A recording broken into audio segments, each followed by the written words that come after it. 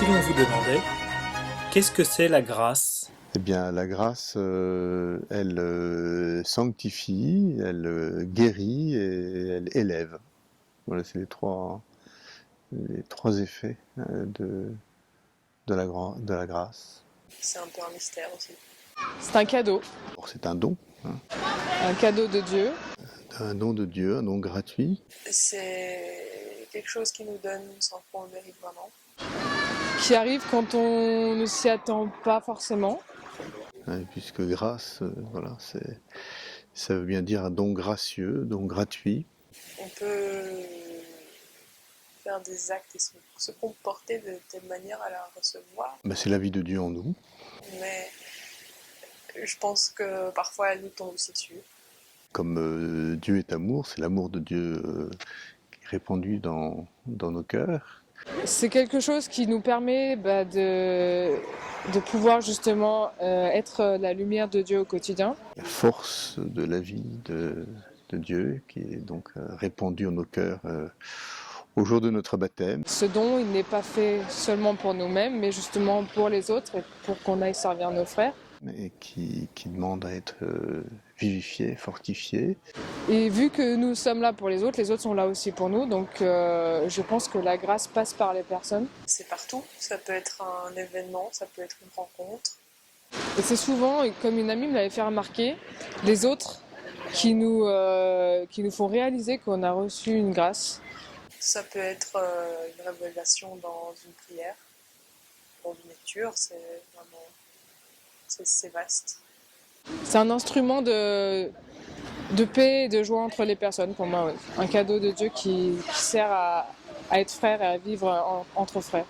Et la grâce, elle est fortifiée tout au long de notre vie, de la manière aussi où nous collaborons avec ce don de Dieu, et où nous recevons, voilà, nous le fortifions par la parole et par les sacrements. Les sacrements, c'est une dimension tout de suite beaucoup plus ecclésiale, qui se réfère beaucoup plus à l'Église catholique en particulier, et à ce qu'elle veut nous apporter, et ce qu'elle pense avoir reçu de Dieu pour nous. Beaucoup en font l'expérience par les sacrements, notamment de la réconciliation. Et donc, de ce point de vue-là, les sacrements sont une sorte de grâce, parce qu'ils nous ont été donnés par l'intermédiaire de l'Église et donc par l'intermédiaire de Dieu, pour se rapprocher de Dieu. C'est quelque chose qui se vit personnellement, au plus profond de soi. C'est pas toujours des expériences transcendantes, c'est comparé aux autres grâces qui peuvent être plus fortuites, parfois plus fortes, mais ça ne veut pas dire qu'elles sont plus importantes ou qu'elles auront plus d'effet à long terme. Mais il faut être dans les dispositions aussi pour le recevoir. Il faut s'y disposer. Quand on reçoit une grâce, on reçoit une grâce. Même si ça arrive quand on s'y attend pas. Soit parce qu'on a fait un chemin avant, soit parce que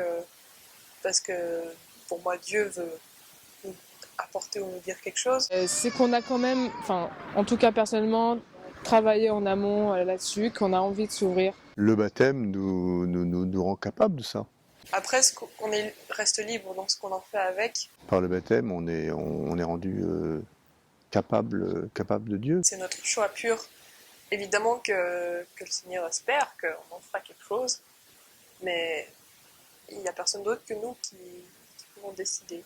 La grâce est une plénitude, donc après, c'est aussi fonction de notre capacité à accueillir la grâce. Dieu ne nous donne que ce qu'on peut recevoir de toute façon.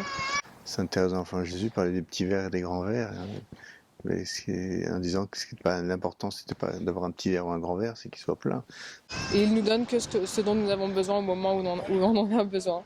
Il faut creuser en nous le désir d'accueillir ce don. Ça demande une confiance totale. C'est une grâce qui nous tombe dessus, c'est qu'on a déjà à la base, on avait notre cœur un minimum ouvert, donc on n'a pas envie de la refuser. Et un abandon à Dieu, donc surtout dans nos sociétés où on a besoin de tout contrôler, je pense pas que ça soit facile de recevoir cette grâce. Je pense que ça dépend de chacun. Il y en a qui aiment recevoir des cadeaux, il y en a qui n'aiment pas. Moi, j'aime bien. si on refuse la grâce, le Seigneur il peut pas faire grand-chose parce que la, son amour, enfin, il y a qu'une limite à son amour, c'est le barrage que nous qu'on fait, que l'on met à le recevoir.